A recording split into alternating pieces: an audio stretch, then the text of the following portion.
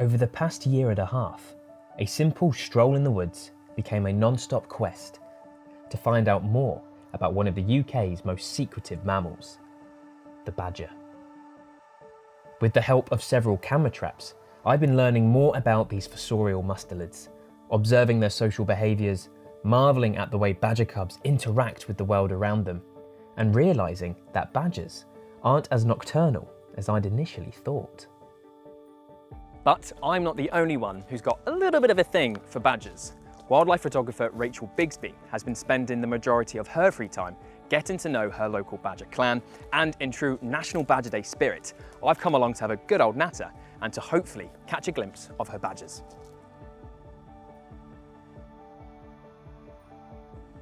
So what is it about watching badgers that excites you so much? For me, it's got to be their secrecy. Before I found this set, I spent years trying and failing to see a badger. And each evening when the first badger emerges from their secret underground homes, it's just as exciting as the first time. So how have badgers made an impression on you? Well, badgers have actually been a part of my life for as long as I can remember, really. I went to school in a town called Broxbourne, and Broxbourne, the word itself, is derived from two Old English words, the first being brock for badger and the second burner for stream. So I quite literally went to school in a badger stream, yeah. And it was the logo of our school, and I saw a picture of a badger on a bin every morning walking to school. But I didn't actually see a live one until I was 18 at university, and it wasn't until last year that I started seeing them regularly, and this fixation and obsession with badgers actually really took hold. Now, with the badger group that you've been watching over the last couple of years, have you sort of noticed any characters, any individuals that sort of stand out more than the others? Absolutely. So there's approximately 15 badgers in this clan, so they are really difficult to identify as individuals. But this year's cub always stands out. It's the first to emerge each evening. It's really eager to explore, and if it catches a scent of something it fancies for dinner, it's often the badger that will clamber over all of the logs and family members to get to it. So what do you normally observe within the first sort of 10 minutes of your badgers? So I've been watching two badger families when they first emerge out of their sets in the evening. There'll be a lot of like self-grooming, scratching their groins and their bellies, doing that sort of characteristic, like almost like DJ mixing on their tummies. But that would soon turn into sort of a social activity, and they'll be all around each other, helping each other reach those spots on their back that they can't get, which is known as allo grooming. That's something that I see quite early on into the evening, but I think my favourite behaviour that I have observed on my camera traps, now this is going to make me sound like a bit of a weirdo, is bum pressing. Yeah. Now, the first time I watched it, I was completely like bamboozled about what was going on. I was like, why on earth are they putting their bums together? So obviously I looked into it, and it plays a vital role in badger communication. Now they have a scent gland in between their bum and their tail, which they then press onto one another. And it's so that the badger group shares a common odour, so it's that clan has a distinctive signature smell. Yeah.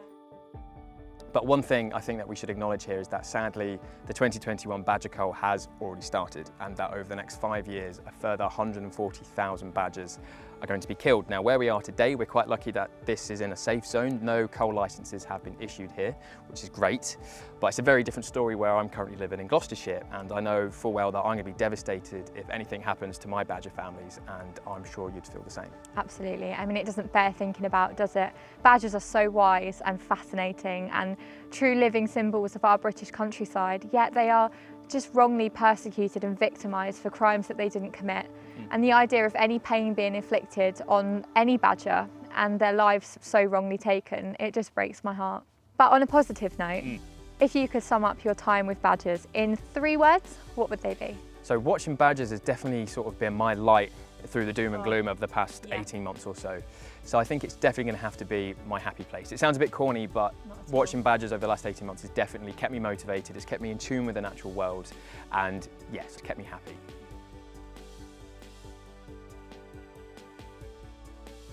As daytime turned to dusk, Billy and I sat down with our binoculars and waited for the badger family to emerge. And with us tucked away, out of view, it didn't take long for them to make an appearance. The earliest traces of badgers in Britain date back to 500,000 years ago, meaning that badgers once coexisted with brown bears, Arctic foxes and wolves that once roamed Britain. Now it is our time to coexist with badgers, and our duty to ensure they roam Britain for 500,000 years more.